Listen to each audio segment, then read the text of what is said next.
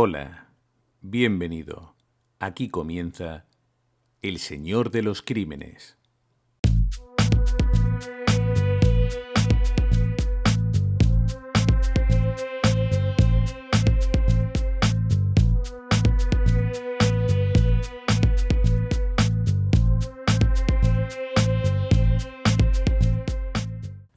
El odio.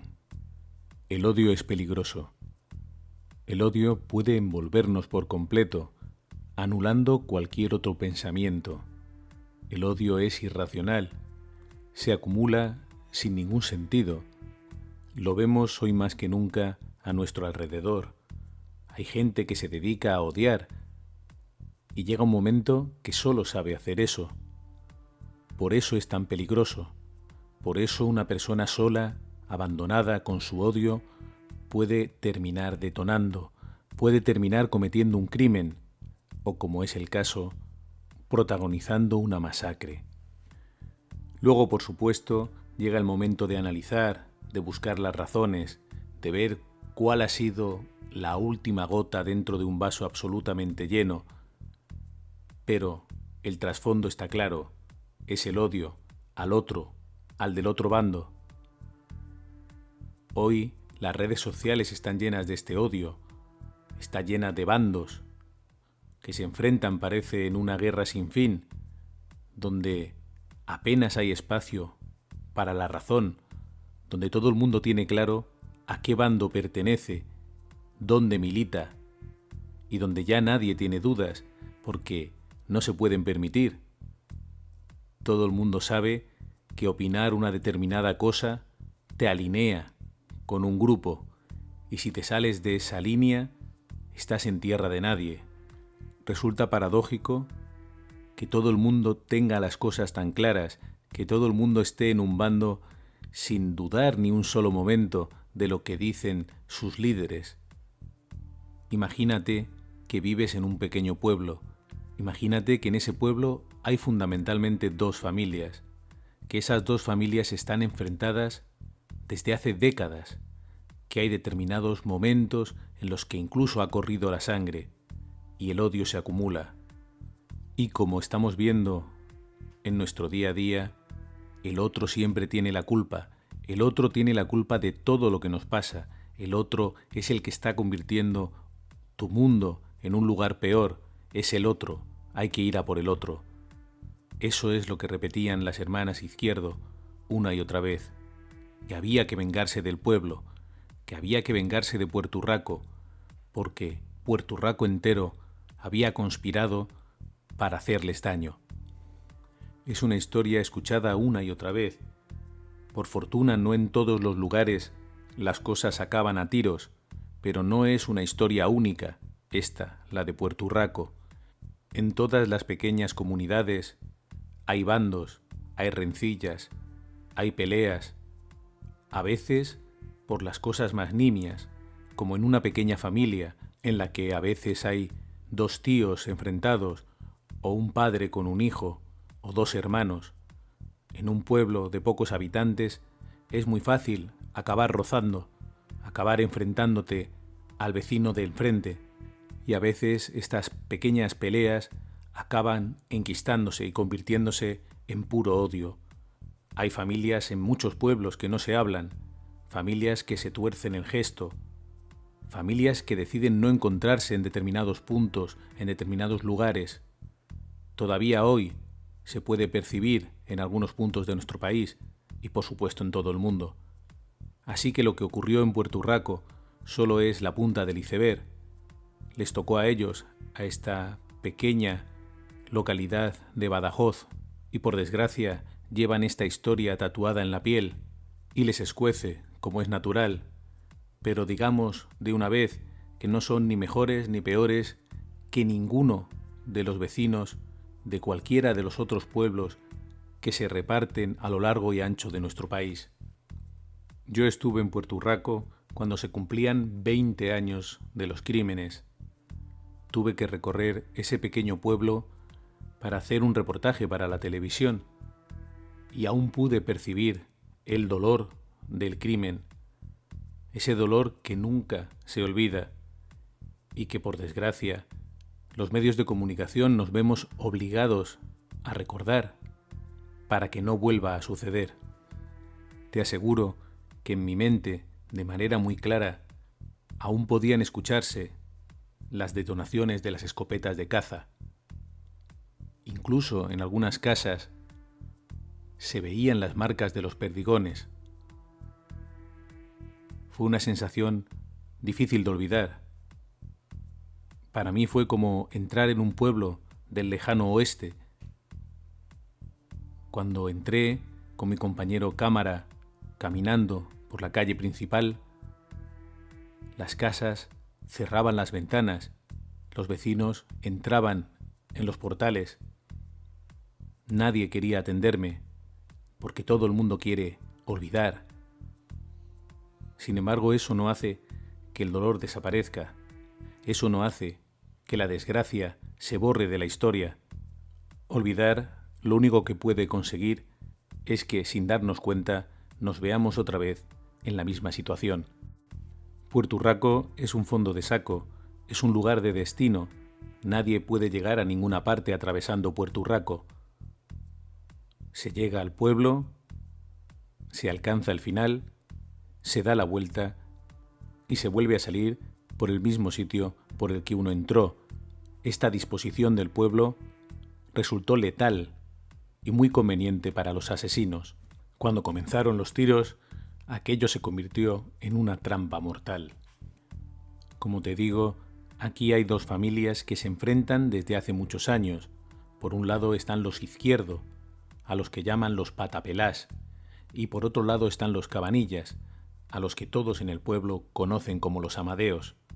Sus rencillas son las normales de cualquier pueblo, problemas de lindes de unas tierras que tampoco son excesivamente fértiles, problemas de amoríos, de personas que se enamoran, pertenecientes a distintas familias. Imagínate en un pueblo pequeño donde hay dos familias dominantes, resulta casi imposible enamorarse de alguien que no sea o de tu propia familia o de la familia rival. Pero existen esas presiones, tipo Romeo y Julieta, pero a la española. Existen esos problemas de lindes, existen esas peleas a puñetazos, esas puñaladas que a veces se daban unos a otros. Pero la tragedia de Puerto Urraco no iba solo contra los Cabanillas. En realidad, los Izquierdo deseaban castigar a todo el pueblo. Cuando Emilio y Antonio Izquierdo cogieron las escopetas, querían matar a Puerto Urraco. Aquello era odio irracional, acumulado a lo largo de los años, alimentado por las hermanas Izquierdo, Luciana y Ángela, que les repetían a sus hermanos una y otra vez que tenían que vengarse del pueblo. Y eso hicieron. En aquel embudo mortal, ni siquiera la Guardia Civil pudo intervenir. Los disparos terminaron cuando los asesinos se cansaron, cuando dejaron de cargar las escopetas. No porque se quedaran sin munición, porque llevaban de sobra, sino porque tal vez se cansaron de matar. Quizá les dolieran los dedos de tanto apretar el gatillo. De pie en el punto exacto en el que comenzaron a caer las víctimas, me venía a la cabeza aquel grito desesperado de Manuel Cabanillas, sorprendido cuando los disparos alcanzaron a sus hijas. Gritaba: «¡Por el amor de Dios! ¡Que las vais a matar! ¿No veis que son solo unas niñas?» Pero los asesinos estaban absolutamente cegados. Les daba igual que fueran Cabanillas, que fueran otros vecinos del pueblo. Ellos solo querían matar, matar, matar y vengar lo que ellos consideraban una enorme afrenta.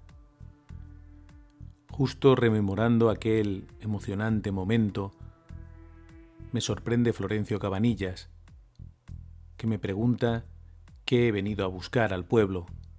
Le explico que quiero recordar la tragedia de Puerto Urraco para que no vuelva a repetirse, y se emociona. Florencio Cabanillas perdió a su padre en la masacre, y a su hermano lo dejaron en una silla de ruedas, las postas. Es imposible para él olvidar aquel instante de su adolescencia. Como te puedes imaginar, le cuesta mucho hablar de aquello. Pero yo le doy su espacio, solo le escucho. Y poco a poco empieza a hablar. Me dice: me acuerdo de mi padre, muerto, de mi hermano herido, de aquellas niñas muertas, del horrible ambiente que se creó en nuestro pueblo, un pueblo sencillo. Con el tiempo, reconoce, lo que más me duele es observar a las personas que no acaban de recuperarse. Me explica que cada uno ha ido superándolo como ha podido, pero que en los rostros aún quedan rastros de aquella tragedia. Me explica que para él ha sido fácil porque desde el primer momento se propuso borrar a los asesinos de su cabeza.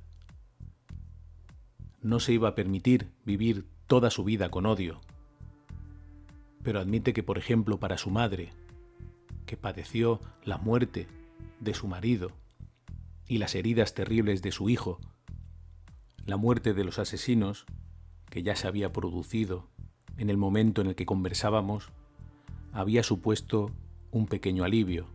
Era demasiado duro pensar que tras haber hecho aquello, seguían vivos, pero a todos les llegó su tiempo. Luciana y Ángela Izquierdo murieron en 2005, en el psiquiátrico de Mérida. Emilio, el líder de la masacre, murió en el año 2006. Antonio, su hermano pequeño, que le seguía a todas partes como si fuera un perrito faldero, al quedarse sin él, se quedó sin ningún tipo de referente. No sabía qué hacer. Se ahorcó en su celda a los 73 años, el 24 de abril de 2010, cuando solo le quedaban 5 años para recuperar la libertad. Aquello le daba miedo. ¿Qué iba a hacer el pobre Antonio en la calle, sin su hermano, sin sus hermanas, y con el odio de todo un pueblo señalándole? No era para menos. Lo que había hecho con su hermano era imperdonable, y lo sigue siendo hoy. Pero en Puerto Urraco hace mucho tiempo que se recuperó la normalidad. De hecho, Florencio Cabanillas me presenta a un amigo que se apellida Izquierdo. Se llama Dionisio y no tiene nada que ver con los asesinos. También recuerda aquella tarde de agosto como uno de los peores momentos de su vida. No olvides que después de disparar, los asesinos huyen y durante unas horas nadie sabe dónde están. De hecho, los periodistas llegan al pueblo antes de que los asesinos sean detenidos y viven la tensión que comparten con todos los vecinos. Nadie sabe si van a volver a aparecer y si van a seguir disparando. De hecho, los asesinos se esconden a solo unos metros, siguen armados y su determinación de matar no ha acabado. Por suerte, no van a tener la ocasión de continuar con las muertes. Domingo Núñez, del diario Hoy, me traslada sus recuerdos y me confiesa que estuvo a solo unos cuantos pasos de los asesinos y con un escalofrío me dice que si hubieran decidido seguir disparando, es muy probable que él mismo se hubiera convertido en una víctima. Allí entre los periodistas también estaba el fotógrafo Brígido Fernández. Es el autor de la fotografía que todos hemos visto, esa en la que la Guardia Civil por fin lleva detenido a Antonio Izquierdo, uno de los asesinos, que avanza custodiado por 2 números a través de un sembrado de maíz. Era el punto final al terror que habían vivido los habitantes del pueblo. Pero volvamos a ese día. Ocurre el 26 de agosto de 1990, un día de calor insoportable, ese calor asfixiante que no deja respirar. los vecinos de Puerto Urraco, intentan refrescarse a última hora de la tarde, saliendo a la calle, sentándose en las puertas de sus casas, en una terraza que han improvisado junto al local que hace las veces de bar del pueblo. Piensa que apenas hay 200 vecinos en total. Se escucha con claridad ese murmullo divertido que se percibe en los pueblos de Extremadura y de Andalucía, de sus gentes alegres, hablando y charlando. Sus voces rebotan en los muros de las casas y se oyen prácticamente en cualquier lugar. Y de repente llega el silencio. Aparecen dos hombres. Son Emilio y Antonio Izquierdo. Van armados con escopetas repetidoras Franchi del calibre 12, con los cuerpos cruzados por cananas completamente llenas de cartuchos de postas.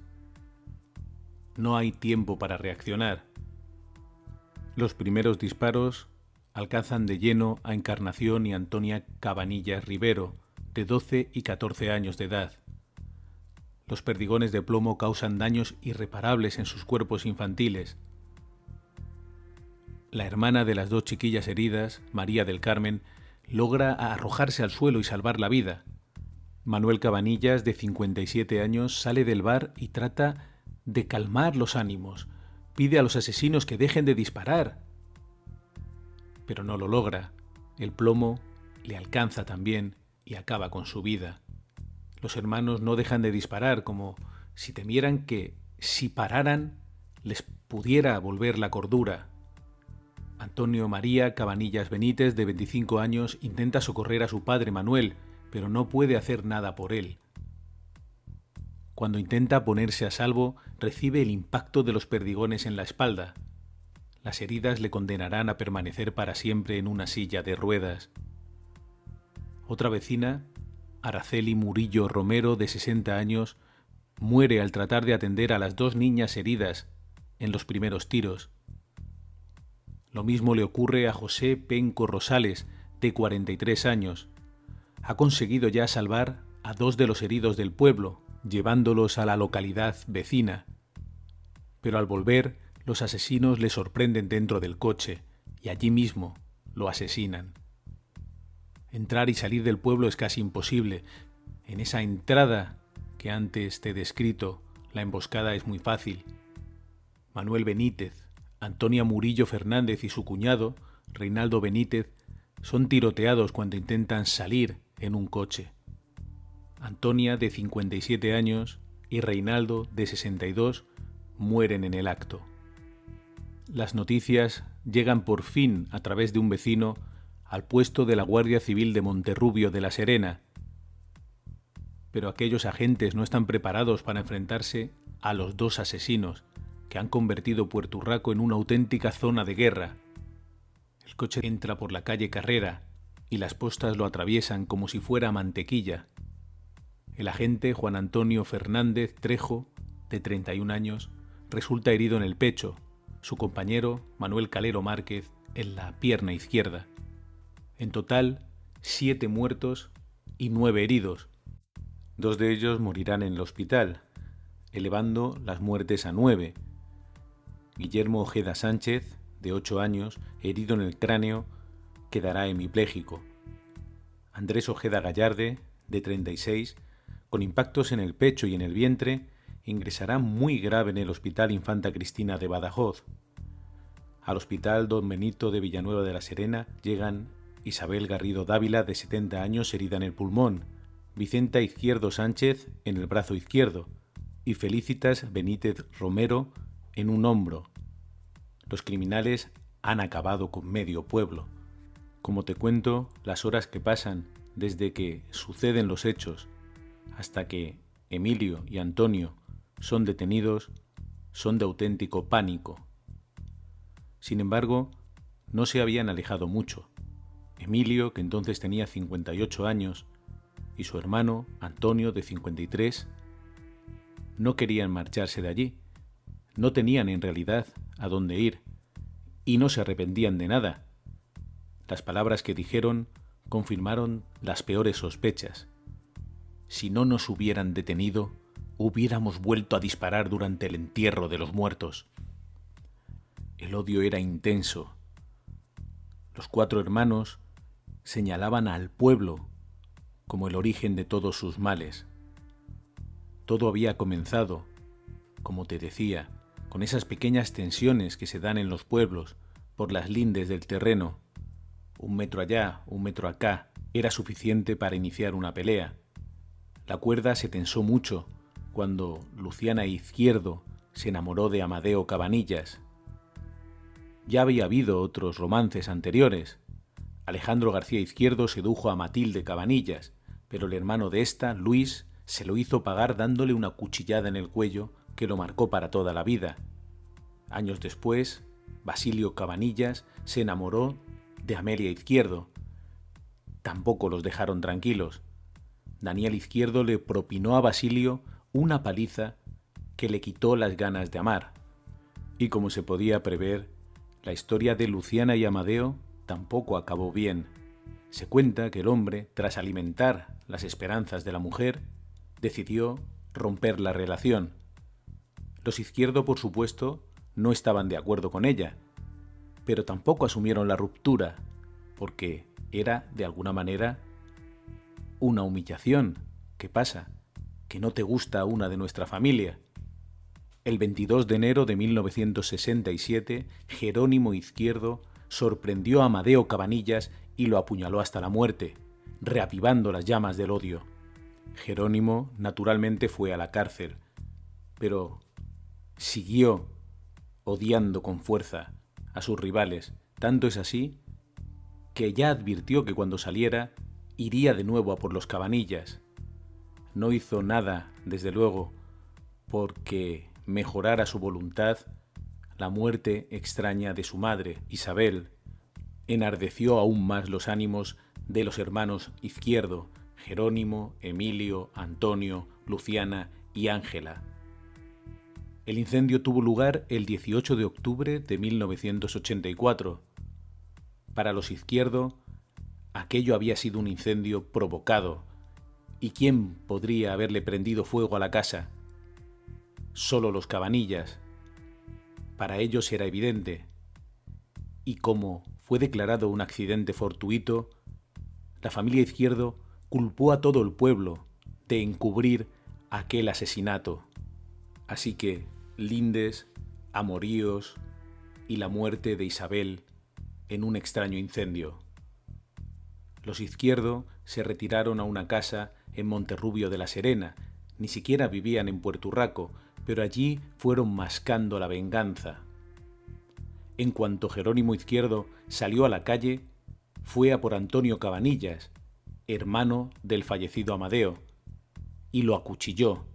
Antonio sobrevivió de milagro al ataque, pero sus hijas morirían en el estallido de furia de Puerto Urraco. Tras este ataque, Jerónimo Izquierdo acabó ingresando en el psiquiátrico de Mérida, de donde nunca saldría. Sus hermanos tomaron el relevo. Cuando a Emilio Izquierdo le preguntaron por qué había cometido los crímenes, respondió: «Ya estoy tranquilo. Ahora ya estoy tranquilo. Después de 6 años ya he vengado la muerte de mi madre. Ahora que sufra el pueblo lo mismo que he sufrido yo durante 6 años». A pesar del dolor de la familia Cabanillas, nunca hubo represalias tras estos crímenes horribles. Fue una lección. En algo así nadie gana, aunque el dolor a veces nos hace pensar en cosas terribles. El día en el que las hermanas Izquierdo fueron a declarar ante el juez, la Guardia Civil detuvo a Antonio Cabanillas en la puerta de los juzgados. Llevaba un cuchillo de cocina y 2 navajas que se había echado al bolsillo, pero nunca hizo ademán de utilizarlas. Era un hombre completamente roto y repetía: «No pudieron matarme a mí y me matan a mis hijas». Es imposible transmitir tanto dolor. La investigación acabó por señalar a Luciana, de 63 años, y a Ángela, de 49, como inductoras. Estaban absolutamente obsesionadas. Para ellas era evidente que habían matado a sangre fría a su madre, que alguien había provocado ese incendio, aunque no había ninguna prueba que señalara en este sentido. Nunca jamás encontraron nada que señalara a los Cabanillas, y sin embargo para ellas era algo evidente, y el resto del pueblo se estaba riendo de ellos. Estaban encubriendo ese crimen. Y una y otra vez, como en una letanía, repetían las palabras de venganza en los oídos de sus dos hermanos. Se quejaban las mujeres de un intenso ruido que se les metía en la cabeza, que no las dejaba dormir. Tan fuerte era ese ruido que un día llegaron a llamar a la Guardia Civil. Los agentes se personaron en el domicilio de la familia, en Monterrubio de la Serena, y no percibieron ningún ruido. Si algo estaba sonando, desde luego no era fuera, sino dentro de la cabeza de aquellas dos mujeres. Cuentan que hartos, los hermanos, Emilio y Antonio, terminaron por estallar. Estaban cansados de que las mujeres se refirieran a ese ruido, así que de un hachazo cortaron el cable de la electricidad y dijeron: «¡Hala! Se terminaron los ruidos». Desde aquel momento su casa estuvo siempre iluminada por unas tenues velas. A pesar de todo, las mujeres seguían oyendo los zumbidos. Así que los hermanos, pensando que solo podían provenir de las tuberías, cortaron también el agua corriente. Sin luz ni agua estaban cuando prepararon los crímenes. Tras convencer a sus hermanos, Luciana y Ángela se marcharon. No querían estar cerca de los crímenes. Fueron localizadas 4 días más tarde de los hechos, en la estación de Atocha, en Madrid. El juez ordenó que regresaran a Extremadura, y en el trayecto, en el tren, los periodistas consiguieron hablar con ellas. Vestían de riguroso luto, y sus palabras resultaban incomprensibles. Decían una y otra vez que no sabían nada de lo sucedido, y trataban de explicar que los únicos malvados eran los Cabanillas, que habían incendiado la casa de su madre. Su discurso es enrevesado, y se quejan una y otra vez de ese ruido. Los periodistas les dicen que tal vez sea el traqueteo del tren, pero ellas insisten: no, ese ruido son por personas especializadas, porque eso lo dice la misma luz natural. Nadie entiende lo que dicen. El juez instructor del caso, Casiano Rojas, termina por ordenar su ingreso en el Hospital Psiquiátrico de Mérida, del que ya nunca saldrán, pero el director médico del centro siempre precisó: tienen un discurso coherente.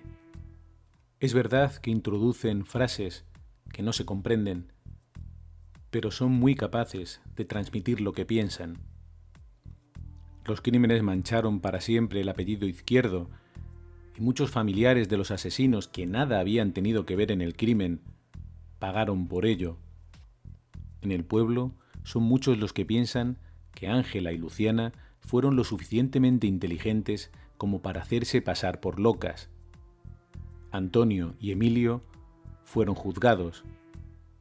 El hermano mayor, Emilio, se mostró en todo momento como el hermano dominante y trató de mostrarse como una buena persona.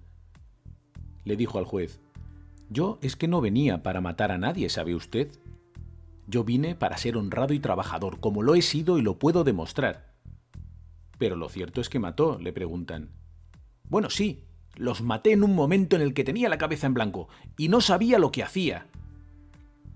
Sin embargo, lo tenían todo pensado al detalle, se armaron hasta los dientes, eligieron la fecha de la venganza, hasta tal punto que pensaron en el verano, porque en el invierno, según sus propias palabras, no hubieran podido disparar, porque el frío les hincha los dedos. Para los Cabanillas era difícil escuchar todo aquello. Antonio Cabanillas pensaba en sus hijas muertas. Antonio María Cabanillas, atado para siempre a una silla de ruedas, rememoraba el momento en el que los perdigones, aquellas postas, le alcanzaron en la espalda. En sus conclusiones, el fiscal Antonio Sánchez explicaba que la venganza fue el móvil que empujó a los Izquierdo al asesinato múltiple, que se saldó con la muerte de 9 personas y el intento fallido de quitar la vida a otras 6, pero con la intención de vengarse de todo Puerto Urraco, no solo de la familia Cabanillas, con quienes los Izquierdo mantienen una vieja querella desde hace 30 años, agudizada por la muerte de su madre, ocurrida en 1984, en un incendio cuya autoría achacan los acusados a los Cabanillas, a la Guardia Civil y al vecindario de Puerto Urraco al completo. Entendemos que hubo un acuerdo previo entre los hermanos Izquierdo por esa unión de voluntades en la realización de los hechos, que se desprende de todas sus declaraciones precedentes. Aunque los acusados desmintieron en el juicio oral el contenido de tales declaraciones, estas fueron tomadas constitucionalmente, por lo que deben ser tenidas en cuenta. Se refería el fiscal a los testimonios en los que ambos admitían haber bajado al pueblo para matar a todo el que se pusiera por delante. La defensa hizo todo lo posible por demostrar que aquello se había producido durante una enajenación mental, pero parecía evidente que había sido algo largamente preparado. El 25 de enero de 1994, la Audiencia Provincial de Badajoz daba a conocer la sentencia que condenaba a cada uno de los hermanos Izquierdo a 344 años de prisión, como autores criminalmente responsables de 9 asesinatos consumados y 6 frustrados, señalando explícitamente que no son enfermos mentales y su inteligencia está dentro de lo normal, aunque presentan un trastorno de la personalidad con una idea obsesiva de venganza. Una venganza que pudieron llevar a cabo, aunque seguramente ni ellos mismos tenían muy claro de cuáles eran las razones de su odio. Es muy probable que dentro de su cabeza supieran que lo de su madre había sido un accidente y que el resto de peleas eran las normales y habituales en el vivir de un pequeño pueblo. Sin embargo, el odio anidó dentro de sus corazones y terminó explotando, llevándose por delante muchas vidas inocentes. Por su parte, ellos nunca volvieron a ver la luz del sol. Primero murió Emilio, y Antonio, solo, abandonado, sin saber con quién hablar ni a quién seguir, decidió quitarse la vida, ahorcándose en la celda cuando solo le faltaban 5 años para recuperar la libertad. Pero es que eso era lo que temía, volver a la calle, enfrentarse a sus actos. Él solo había hecho lo que le habían dicho sus hermanas, solo había hecho lo que le dijo su hermano Emilio que había que hacer, y después aguantó la prisión, porque veía que eso es lo que hacía su hermano. Sin referentes, prefirió ahorcarse en su celda. Esta es una historia que nos habla del odio, ese odio que no siempre lleva al crimen, pero que en todas las ocasiones acaba resultando negativo, que no ayuda ni al que odia ni al odiado. Dentro del odio se pierde la perspectiva. Llega un momento que uno odia, sin saber realmente por qué. Por eso debemos tratar de luchar contra esos bandos cerrados en los que parece que hay casi un evangelio que seguir, una serie de normas que nadie puede saltarse, una serie de opiniones que no son cuestionables. Cada uno de nosotros tenemos un mundo interior, cada uno de nosotros tenemos nuestras opiniones, pertenecemos a unos determinados grupos, pero en definitiva somos todos iguales. Y ante el crimen, desde luego, lo somos. Todas las víctimas valen lo mismo. Todos los asesinos deben ser señalados y condenados, porque todos lloramos, todos sentimos dolor, todos nos sentimos solos, y como sociedad no podemos mirar para otro lado cuando alguien sufre. La tragedia de Puerto Urraco nos enseña que a veces el odio se acumula de manera descontrolada. De alguna forma hay que saber intervenir ahí. Los propios vecinos deben tratar de reducir esa tensión. En las familias deben surgir esas voces sensatas que reduzcan el daño para evitar que el odio se siga acumulando. Como te digo, Puerto Urraco no es algo único en nuestra historia criminal, pero sí es verdad que es la masacre más impactante. Hay otros puntos que tal vez contemos en algún otro programa, pero lo que me interesa hoy es mandar un abrazo muy fuerte a la gente de Puerto Urraco, que es exactamente igual que tú y que yo. Claro que había sus rencillas, como en todas las comunidades. ¿Quién no tiene una rencilla dentro de una comunidad de vecinos, de un barrio, de un pequeño pueblo? pero todas estas acciones deben quedar reducidas a el mínimo grado de violencia. Nunca es una opción armarse con unas escopetas y salir a la calle.